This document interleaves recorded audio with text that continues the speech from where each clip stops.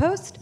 And we are here for Politifest, obviously, but we're also here to kick off the second time around for our Listen to America tour. Last year, we visited 25 cities across the country to understand issues from the ground from people across America about what matters to them, what's affecting them in their communities, what's working, what's not. And it was an awesome trip, and we were really excited to do it again this year in a slightly different fashion. We're out for this week and next week, a tour of 4 Western states. We'll be, 5 states, 6 cities, doing events like this here in Sacramento, in Reno, Boise, Boulder, and Phoenix. And talking about everything here. We're talking about immigration today and what it's like being undocumented in the Trump era. But we'll also be talking about affordable housing, school choice, and a host of other issues as we visit these other cities. You guys each should have gotten 2 postcards and a pen from us. The blank postcard is for you to do with whatever you like, save it or send it to a friend. And the other has a few questions about your personal housing situation. So one thing we learned last year on our trip was that of all the things that united almost every place we went, there's a housing crisis. There's a housing crisis across the country, but you feel it locally. And we want to understand what's going on in San Diego. So if you could take 2 minutes to fill out the postcards you have, that would be awesome. We'll collect them at the end. Tiana, who's standing by the door, and Melissa will grab those from you. And you are welcome to also keep the pen. So thank you so much for being here. I'm going to turn it over to Amanda Turkle, our HuffPost bureau chief in Washington, and she will be moderating this panel. Thank you.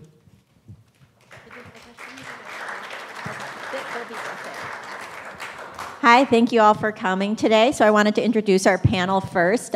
We have Tom Wong. He is an associate professor at UCSD, and you focus on the politics of immigration and citizenship, and he has some interesting research he'll be sharing with us today. We have Maya Srikrishnan, an immigration reporter at Voice of San Diego. We have Elise Foley, my colleague in Washington, D.C., who covers immigration. And then we have Dulce Garcia, who is an immigration attorney and also a DACA recipient. And,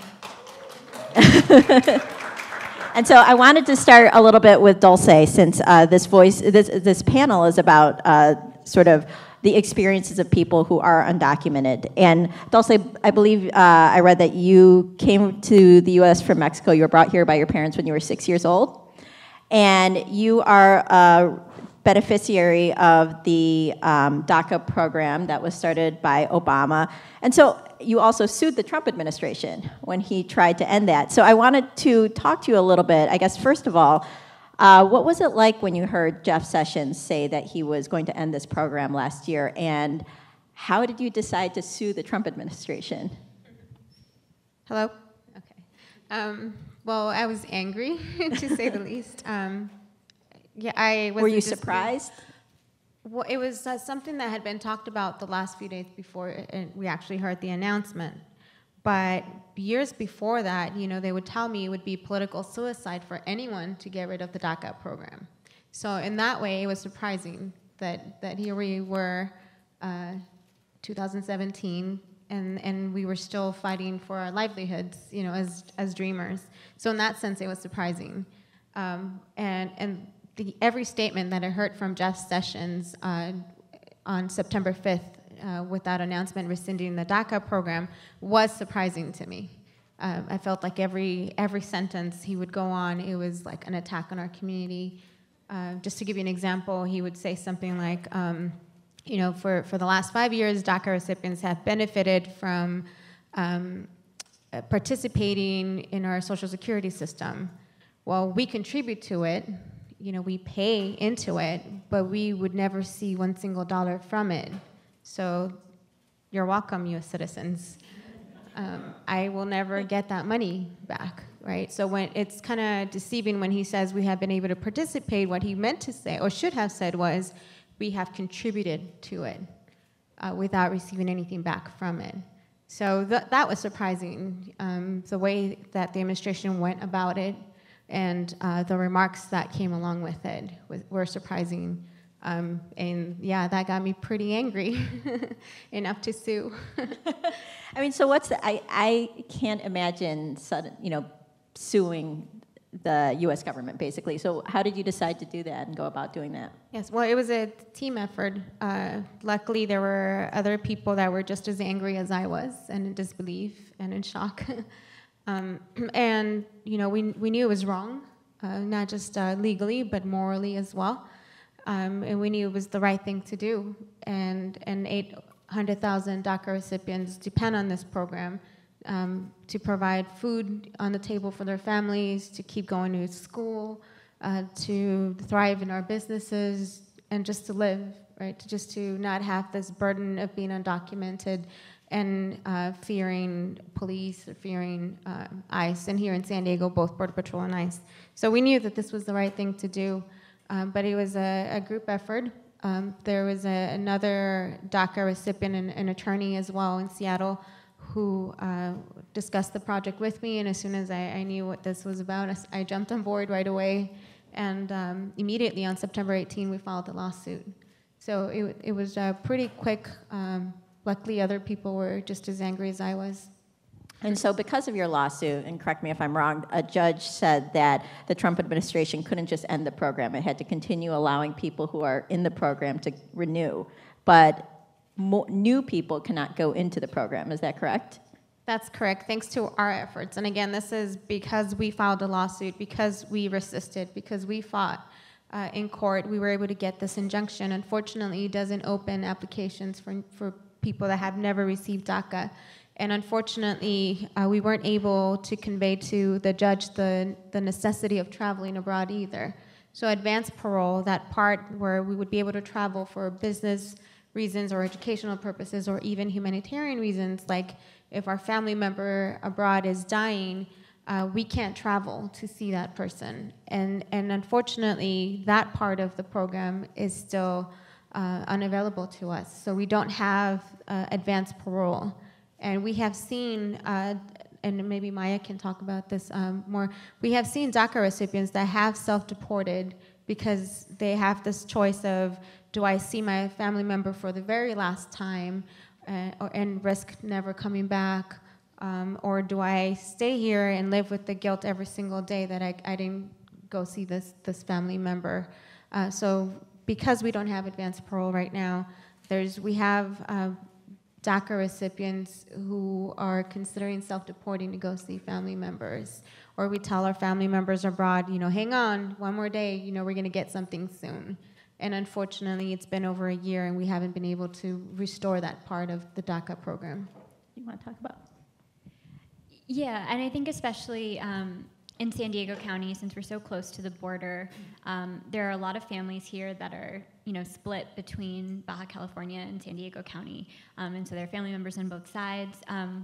Even just being close by, I read a story I think last week about a DACA recipient who fell asleep in the back of someone's car. A friend they'd been out in San Diego, and her friend just decided to go back to where she lived in Tijuana, and the DACA recipient ended up in detention for a while. So it kind of forces a lot of choices. It puts people into situations where they maybe didn't intentionally do something that they knew would get them into trouble, but it puts a lot of limits on where they can go. And I know Dulce and I have had this conversation before where a lot of DACA recipients are even making decisions about where to go to college or things like that based on where they feel the safest. And so sometimes they'll say, well, maybe I'll go to a school, like a school in California instead of like Georgetown or an Ivy that I got into, because in California I feel safer because there are state laws here that I feel like protect me a little bit more.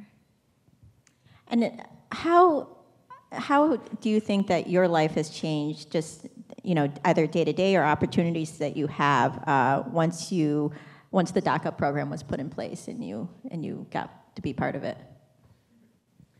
I feel like all of our lives have changed with this administration, right? Even U.S. citizens, but certainly DACA recipients, we keep referring to this roller coaster of emotions because we think we're getting somewhere with a Clean Dream Act. We think we're in this fight for our path to citizenship in Washington. right? And then we pushed for it. I personally fasted for 7 days trying to get Dianne Feinstein to come on board with our No Deal, No Dream campaign to push for a DREAM Act that will not bring in more Border Patrol to our borders, that will not end up in a wall here in our yard. So we pushed for this thing, and we thought, okay, by December, we're going to give it our all. You know, we're going to occupy spaces like in DC offices. You know, we're going to do civil disobedience, anything to get this thing passed. And we thought for sure we were going to have something by Christmas. You know, and we couldn't imagine politicians going to the Christmas break without a DREAM Act in place. And then it happened. Or I should say, nothing happened, right? And then we thought, okay, by March 5th, when the president gave Congress the 6-month deadline, you know, when that comes around, we're going to have something. And we pushed for it, and we, again, did civil disobedience actions, and we fasted, and we gave it our all, and we met with congressional representatives in DC, and nothing happened, right? And so we keep hearing of bills, and we worked so hard to come to a compromise. You know, we reached across the aisle, and we sat down with Republicans, and we tried to figure out what would work for all of us, you know, where we get a path to citizenship without building a wall that will result in more deaths at our border. And so we thought we had reached a compromise. We designed something called the USA Act, and we thought that that was going to, you know, be put for a vote. And then it gets blocked. It doesn't even make it to the floor. And so it's this idea that we try so hard to make something happen, and it hasn't materialized. That makes our everyday lives, our day-to-day lives, that much more difficult. You know, we know we're in limbo. And so we're fighting, you know, through the courts with the lawsuit, and we're fighting quite literally in the streets, you know, protesting and rallying. And we're also in DC trying to get one of these bills passed, and nothing has happened. And in the meantime, people are making decisions as to where to go to school, where to work, you know, based on this limbo that we find ourselves in. I know some people immediately, the first thing that they thought, okay, we're not going to have this work permit. Now I have to drop school so that I can earn as much money as possible in the next 2 years when we have this permit available. And it's because we don't know what could happen. And now with, you know, the case going up to possibly the Supreme Court and maybe not having a favorable Supreme Court justice fill the space or that seat, you know, we are thinking even if we make it up to the Supreme Court, we might not have a favorable result, and so we know it's coming unless we turn things around in November, right? Unless we get this blue wave that every undocumented person is hoping for, we might not get anything. And it's this idea of going back to the shadows that we completely oppose. You know, I was living in the shadows for a good 25 years of my life. I couldn't say I'm undocumented. I was always looking over my shoulder, always hoping that I could make it home. When I was going to law school, I would have to go through the checkpoint every semester, and I was always hoping, you know, I want to finish law school. You know, I hope this is not the time when I get arrested. And now we have to go back to that. And it's that uncertainty that is killing us, really. You know, it's the not knowing what will happen to us, because we were fighting in all ends, but nothing has materialized yet. And this is questions for you, or if anyone else has thoughts. I mean, part of the reason I feel like the Dreamers have been so effective is that a lot of you were willing to go public with your undocumented status and, you know, show people that, you know, this is who we are. Do you find now that and a lot of that happened during the Obama years, so do you find now that under the Trump administration there are fewer Dreamers who are willing to do that? Or are people still just as fired up and willing to take the risks? I think the narrative's changing, whereas before we would get our stories to try to humanize us, right? Try to get everyone to see that, you know, we are just like your children. or our colleagues or our classmates. You know, we're just as American as anyone, except, you know, on paper. And so it got us to the point where the statistics, and maybe the professor is better with the numbers, but where we know that the majority of Americans want to keep us here, right? So getting our stories out there worked. People see us as humans. And so in that sense, it was successful. But I think the narrative with this administration is changing to expand that narrative to our parents, to include our neighbors, to include our community members, to include the whole undocumented community. Especially when we say Clean Dream Act, you know, we don't want just protection for dreamers. And there is talk about a DACA patch in DC, unfortunately, where we would just renew our work permit the same way with the DACA program. You know, they called it a DACA patch because it wasn't a path to citizenship. It was just kind of alleviating the problem right now. But we wholeheartedly refused that because we deserve a path to citizenship. And we also don't want our community to be negatively affected. So we don't want more Border Patrol agents here. We don't want a wall to be built. We don't want millions of dollars to go into deporting our parents. So the narrative, I think, has changed to include our parents as well. You know, we keep saying we didn't come alone. We came. I quite literally was holding on to my mom's hand and my older brother's hand. My older brother doesn't have DACA. He's undocumented. He would benefit from a DREAM Act. But I don't want to see my mom deported, you know, on my expense. So I think that narrative is changing to where today we're saying abolish ICE. You know, in a year ago that was unthinkable. Yeah, and just to add, I think the levels of civic engagement among undocumented young people, it varies. It varies as a function of, you know, state level laws, local policies. But I think that a lot of the energy that led to DACA in the first place, despite the fear that this administration has created among immigrant communities, organizations are trying to essentially replicate that level of activism during the Obama years. And it's literally happening today because at the United We Dream Congress, there are 1,500 undocumented young people who are canvassing across Miami-Dade County, saying something that sort of we may have internalized in California to people who sort of may be hearing it for the first time. But for undocumented young people, the message, at least what UWD is trying to get across, is that you have the privilege to vote, so exercise it. If you care about these issues, you have that privilege, you can make your voice heard, and it's important to do so, not just because we want this blue wave, because we want certain members of Congress to sort of leave and others to enter, but because of stories like Dulce's, because of the ability of undocumented young people to tell their stories to voters at the door to make real why it is that their vote matters. And so, Tom, I was hoping you could share a little bit of your research about the benefits of the DACA program and how it sort of changes people's lives and benefits economies as well. Yeah, so I think that you know, before going into the data, if you are an undocumented person, if you know undocumented people, if you are in a mixed status household, it is so important now to share your story. And, you know, to thank you to Maya and Elise and Amanda and HuffPost for covering the stories of undocumented immigrants and their families, because those stories are powerful. What I like to say is that, you know, stories are data and data are powerful. That's how, you know, myself as a researcher, that's how I sort of, you know, that's how I do my storytelling. And in a sort of political environment where alternate facts sort of rule the day, that might be the case for half of this country right now.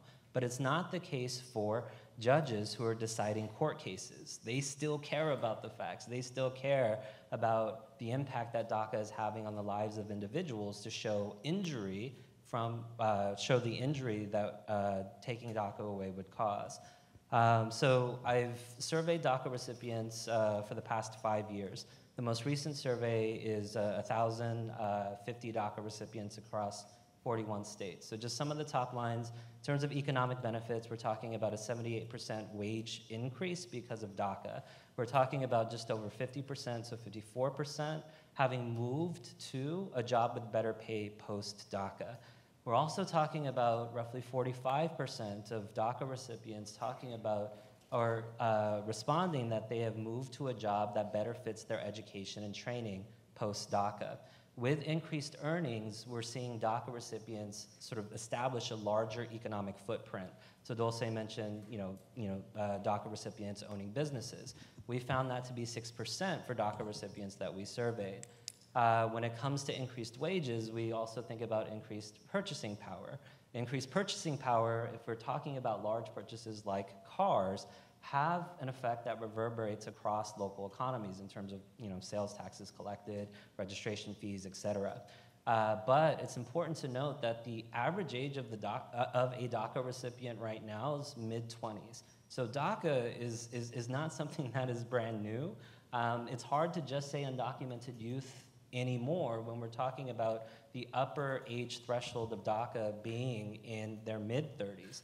So we're talking about a program that affects 800,000 people across the country, 700,000 active DACA recipients, where these young people are just beginning to hit their strides in their lives and their careers. And so we also see in the data that some DACA recipients are buying their first houses. And so we can imagine how much that makes an impact on local economies. But economics aside, we can also talk about one of the sort of bright points of DACA related to education. So one of the requirements for DACA was to, what was this education component, high school degree. There was also this military service requirement. But what we see in the data is that 40% of DACA recipients are currently in school. Of that 40%, 75% are pursuing bachelor's degrees or higher. Among all DACA recipients right now, our best guess is that 32% already have a bachelor's degree or higher. And I actually like saying this is a badge of honor for me, but last year, Breitbart called me fake news because there was this survey that came out that showed DACA recipients 30+% had bachelor's degrees or higher. And I'm like, hey, I made it. I finally made it. But when we think about DACA recipients and that statistic, it actually comports with what DACA required of recipients. We're sort of asking people like Dulce to do more, to go above and beyond just for that piece of paper. And just as a tether, one of the most educated demographics in the United States are naturalized citizens. They're just under 30% in terms of bachelor's degrees or higher. So the data actually comport pretty well. But I think that when we are thinking about the positive impact of DACA, we kind of focus on the economy, we focus on education, but I also want to make the point that taking DACA away doesn't just mean the loss of these benefits, because our best guess is that 3/4, so about 75% of DACA recipients have a U.S. citizen spouse, sibling, or child. So what that means is that when you take DACA away, it's not just affecting that individual DACA recipient, but that family more generally.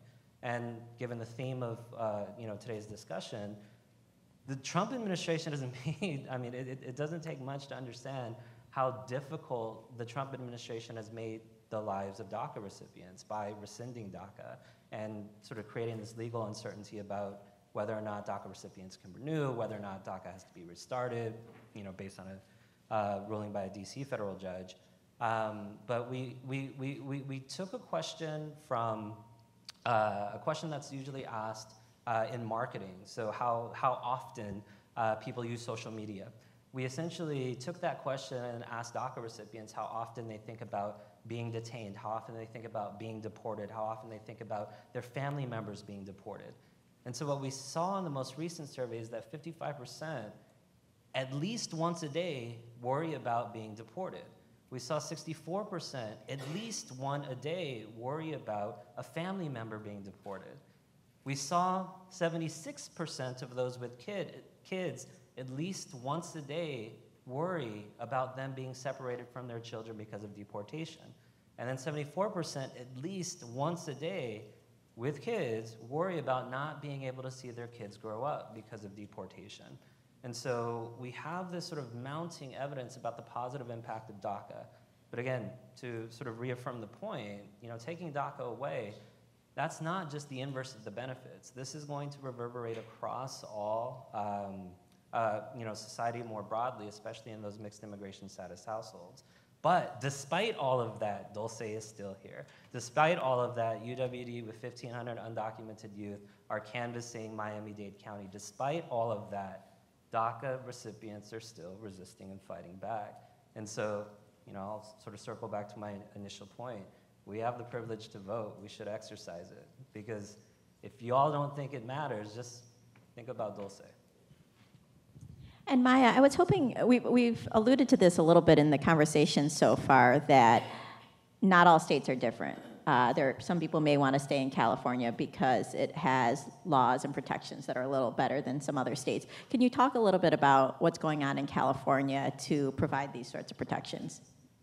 So even before the Trump administration, I think California was one of the states that was doing a lot to try and bring a lot of undocumented immigrants out of the shadows by giving them documentation. We were one of the first states to actually, allow people to have licenses. And once Trump was elected, they kind of started ramping up a series of state bills to try and make it as difficult as possible for the federal administration and for ICE to carry out what it seemed like they wanted to carry out in this state. And obviously there were a lot of limits because it is state versus federal government.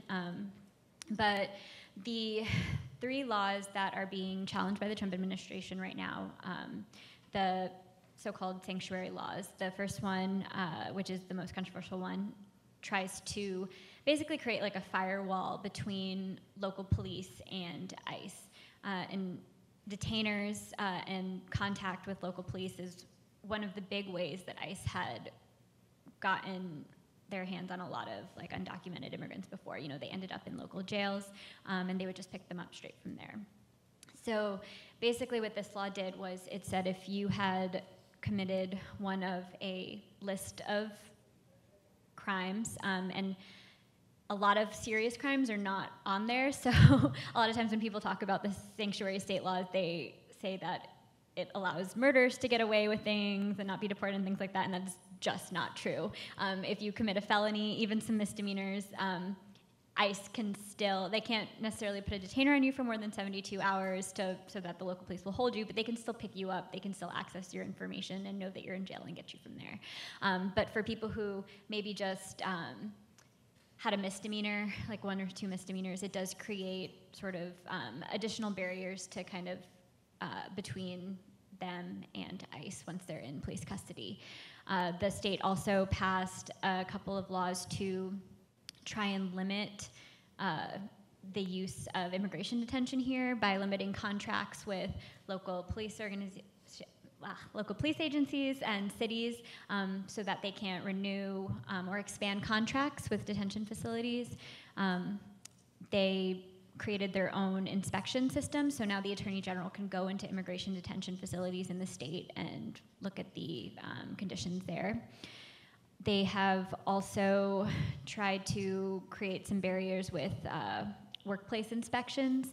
Again, there's some limits to what they could actually do, but it basically requires that employers notify their employees when there are immigration inspections happening so that they can get things together. And I think that there's recently been some bills to do things like if a high school student, if their family is impacted from a deportation, they can kind of accelerate their diploma, their U.S. diploma, so they don't have to, it makes things a little bit easier than them having to deal with maybe trying to finish their last year or 2 in Mexico and stuff like that. So.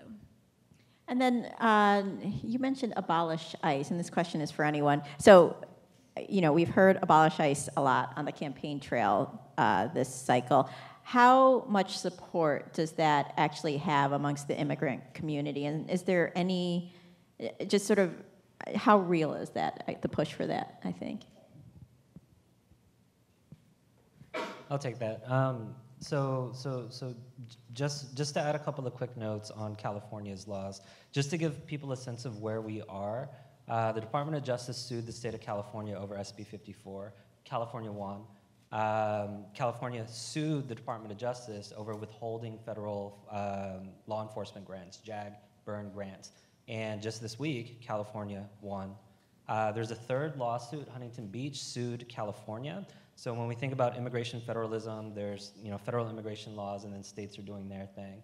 And so this third lawsuit was Huntington Beach saying we don't want to essentially abide by California's SB 54, and California lost there. So there's a lot going on, but if you think about the California Attorney General's office as one of the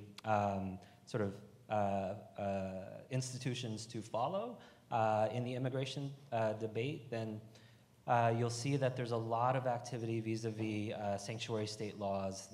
California, with the University of California, also sued over DACA. They also sued over family separations at the border. So there's a lot of that going on. Okay, so then in terms of ICE,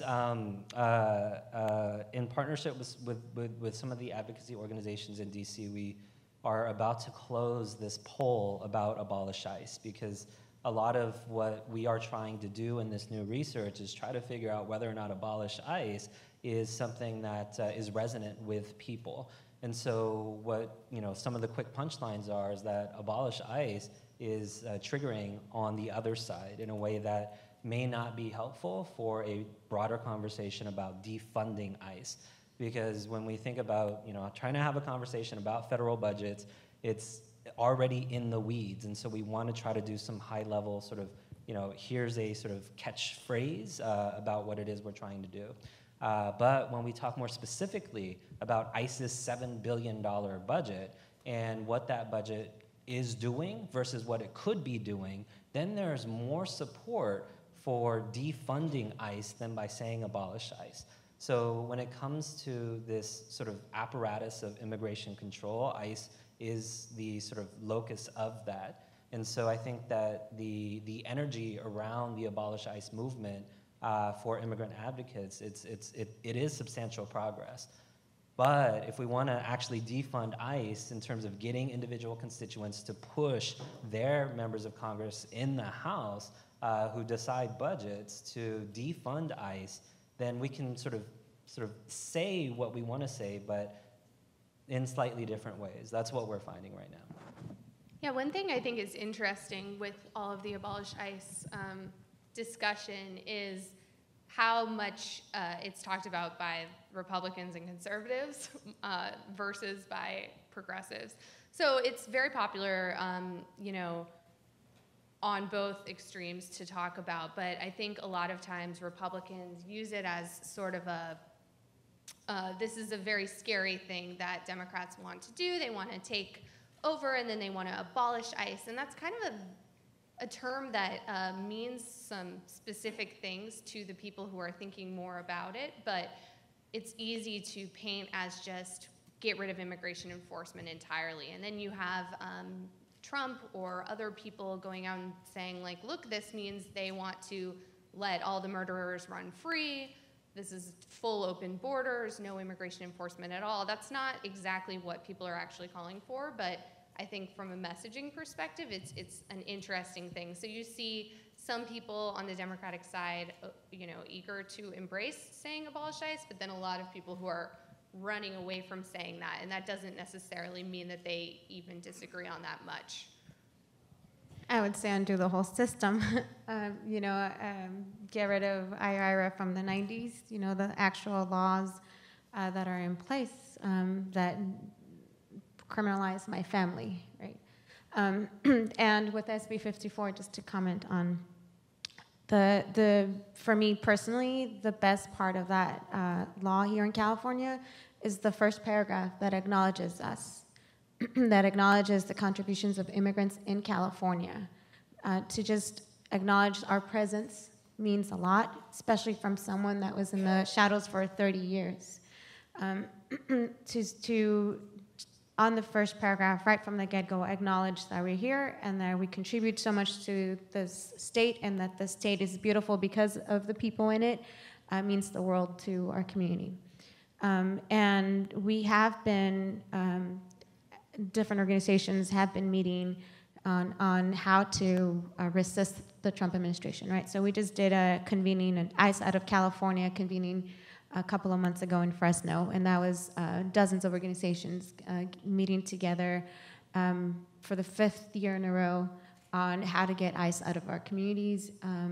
That was the push for SB 54. And so for messaging, yes, it's kind of picky, right, to say abolish ICE, and it's easy to print on a T-shirt too and hold a sign. I had a pen, I left it in my car and said abolish ICE. But for me too, as an immigration attorney, you know, we messed up in the 90s, and when I say me, I mean Democrats and Republicans, when we decided as a nation to criminalize people like my family. And we have gone a long way from that. You know, I was a kid when that happened. And in California, we had Pitt Wilson at that time, right? We lived through the era of Pitt Wilson where I was being called a welfare child. My parents were being called criminals.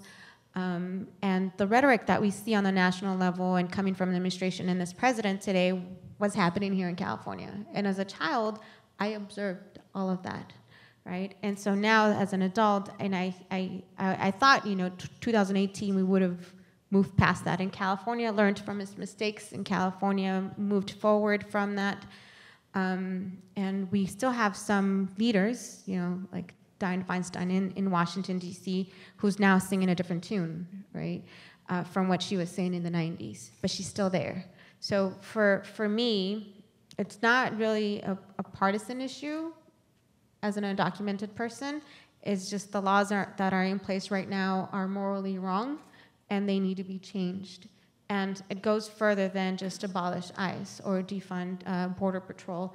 And it's not just like getting rid of the entire system, precisely, it's getting rid of those sections that criminalize and created 5 million undocumented people in this country, because there's an estimate of 11 plus million of us undocumented, but because of those laws creating bars from people that have, like the professor mentioned, U.S. citizen children, U.S. citizen spouses, they can't legalize forever. You know, we're barred from this. There's 5 million of us in this situation that could, you know, at the stroke of a pen, quite literally, legalize if it wasn't for those bars that were placed in the 90s. I feel like we're starting to hear a little bit talk about that, and we did some reporting that some of the candidates in Texas, including Beto O'Rourke, have started to call for decriminalizing immigration, so maybe it's starting to change. It's not quite as catchy, but... and so I want to turn to Elise, and then after this, I might open it up to questions, so get your questions ready. We're in Washington, and so tell me a little bit about what you see. Elise covers Congress and is up on Capitol Hill pretty frequently. What you see going on Capitol Hill, is there any hope of any DREAM Act, any fix for for all this? Yeah, what are you seeing? Sorry. So it's kind of an interesting issue to cover on Capitol Hill immigration, because there will be a flurry of a lot of discussion about it, but then nothing will happen, and that just happens over and over and over. Last year, there was a lot of talk, as has been mentioned, about doing some sort of protection for DACA recipients, and I think it's helpful for politicians to have a set deadline or have something that's making them do something, right? So it was like, okay, we have to do this because otherwise all these people will lose their protections. I think there were a lot of people who did not actually want to have to do anything, and were probably really happy when the courts blocked DACA from totally going away, because it meant that they could just kind of wash their hands of it and be like, oh, well, these people are fine, like everything's fine, let's just not deal with it. That's not actually a good solution, right, for people with DACA. It's not a good solution for people who don't have DACA. But for the politicians who would rather not allow this bad narrative of, look, they let these dreamers lose their status, or vote for something they would call amnesty, it's a great situation. So right now, what we've had a few times is pushes to get some sort of immigration bill passed that might have protections for DACA recipients of some kind, and then it's these things have failed over and over, and that's because, as has happened with other immigration initiatives in the past, they get piled up with so many things that they end up falling apart because they get, a wall gets added, or changing legal immigration gets added. All sorts of different things that then make it so that the bills are totally untenable, end up failing, and that happens over and over with immigration. And that's why, the talk about a Clean Dream Act.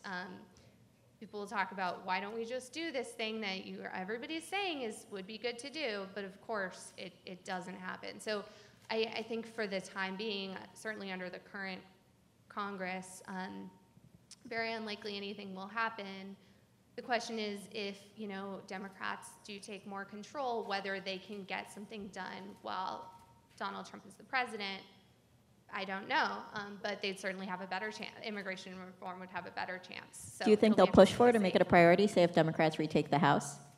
I think that they'll push.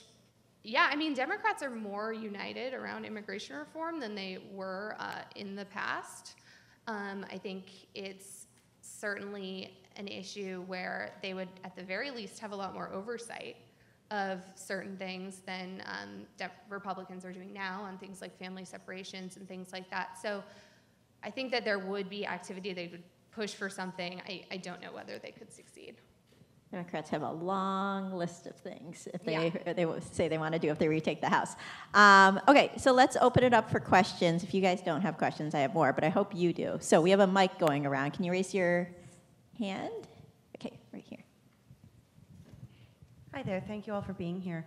I was listening to the statistics from Professor Wong, and I was listening to the fact that, in my mind, and I'm sure in many folks' minds, all the stats you listed on the economic benefits and the educational benefits and how much Dreamers bring to our community is an advantage. And while I believe it is, I also know that many people would hear that with a voice of fear, because they would see that, oh my gosh, these Dreamers are now going to have political power if they become citizens. They're going to have economic power. They're going to take something away from us. And I wonder, because you were talking about messaging and media, that as the Huffington Post, how do you respond to that? And how do you and Voice of San Diego, how do you do responsible journalism? How do you, write in a responsible way that brings those issues to the forefront in a way that you can bring people along and make it less of a scary thing?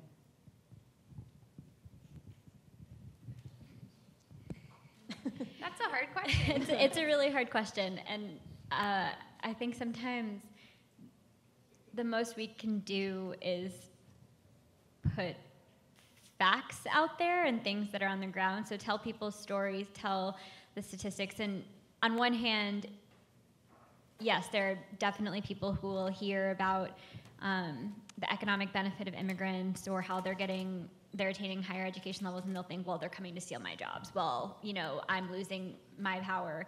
And I honestly don't know what we as journalists can do to stop that. But there's also, connected to that voice in a really weird way, often the political rhetoric is, well, these people are bad.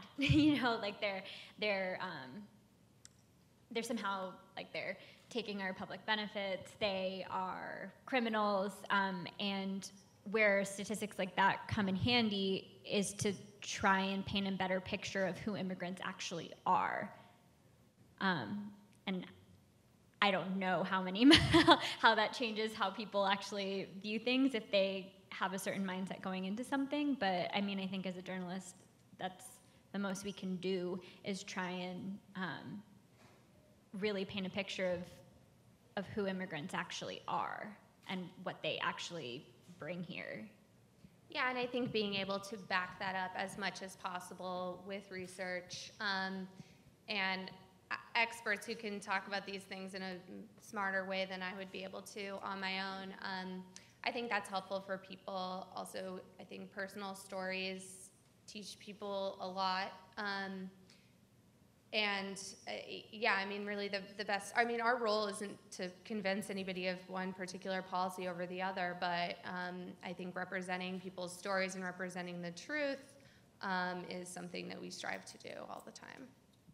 I'm not a journalist, but I think that at least what the social sciences sort of produced over the past couple of years is strong evidence that the economic anxiety argument is just cover for cultural anxiety, which is sort of guise for just, plain old racism. So when it comes to the economic anxiety concerns, I think, yes, we should acknowledge it, but at its root, it really is just about a person of a different color or the sort of, quote unquote foreigner. And that being the root cause of sort of the dissatisfaction, which turns into this sort of push against certain policies. But I think there's also sort of something to be said in the data. The median age of entry for a DACA recipient per our research is 5 years old.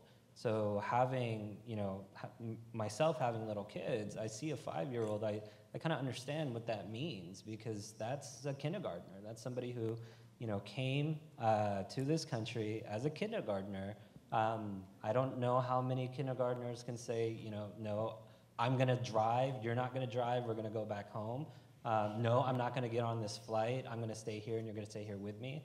That doesn't happen, right? So the median age of entry is 5 years old, which for me is an argument that these are individuals who are American in every single way, but for that piece of paper. Now, there's this economic argument for why the median age of entry at 5 years old matters, which is we have invested in the education of these young people. And so having invested since the median age of 5 to now in their mid-20s through college, why sort of throw that talent away, literally throw that talent away by rescinding DACA? And another sort of, a perspective on this is that we were able to unpack what DACA recipients are doing in school. So what their majors are, for example, what their current occupations are. And when we sort of look at the list, it spans a wide range, but because of that sort of chip on the shoulder that one carries, a lot of folks are going into STEM. And so for me, I'm thinking, wow, when I am old and I need that surgery, I don't just want the next available person to do it. I want the best person to do it. And so if DACA recipients are part of that pool, let them compete. Yes, that does mean the surgeons who are gonna mess you up don't get a job. But I want that to happen. So I think that if we sort of take a step back, just remember economic anxiety, yes, we should acknowledge it, but yes, we should in the same breath sort of be skeptical that that is sort of code for cultural anxiety.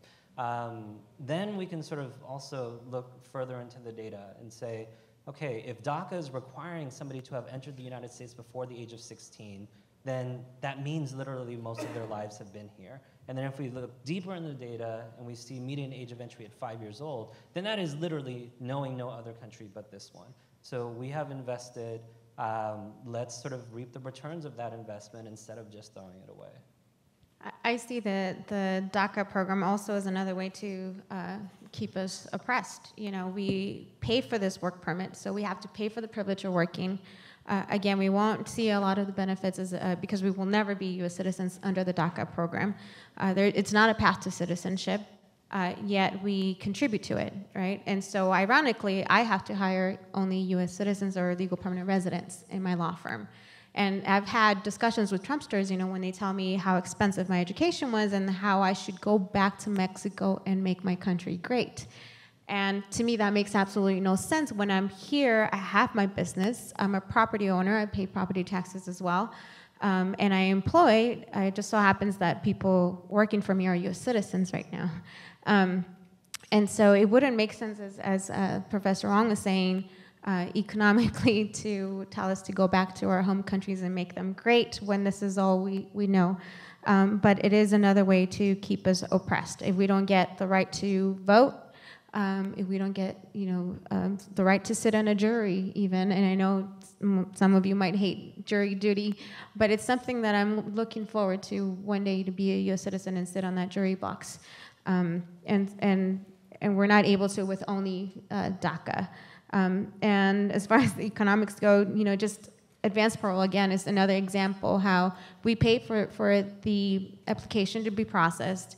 The government knows where we are, who we are. We've gone through an extreme vetting process. Really, there's no reason to keep us from going anywhere in the world, right? Or even limiting to 3 options for traveling. There's absolutely no reason. Like, it makes no sense to keep us boxed in here in the U.S. When the government knows exactly what we're up to. Makes no sense. Yes, good afternoon. Enrique Morones with Border Angels. With the unfortunate passage of Kavanaugh earlier today, who do you think that's going to motivate more to go to the polls November 6th, number one? And number two, right now it seems like people are glued to whatever side of the aisle you're on, and you only believe either Fox News or MSNBC. Besides telling people stories, what can be done so people really know the truth, so people really know the facts? There is no line for most people. Most undocumented people aren't criminals. The things that Professor Wong has been talking about. What can we all do to make sure that, the other side, from whatever side you're on, knows the truth about? There's only one truth. It's not like multiple truths, but it's almost impossible to get that truth out there. So you that are journalists or, in academia, what do you suggest we do? Because that's the million-dollar question.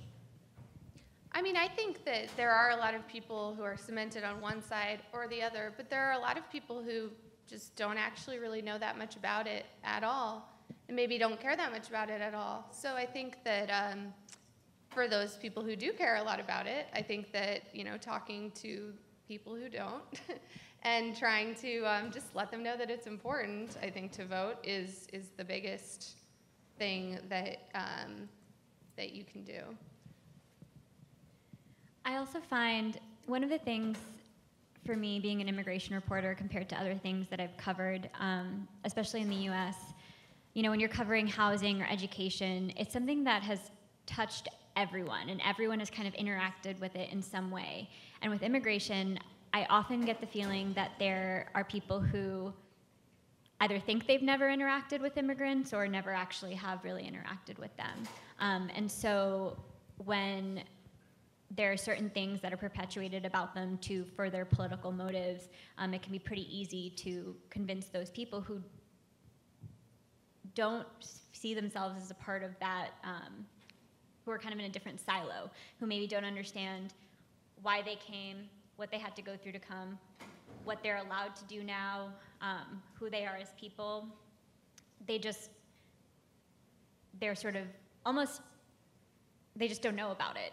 And a huge part of my job I often see is to kind of explain to people, okay, well, this is actually what someone gets when they have this visa or DACA.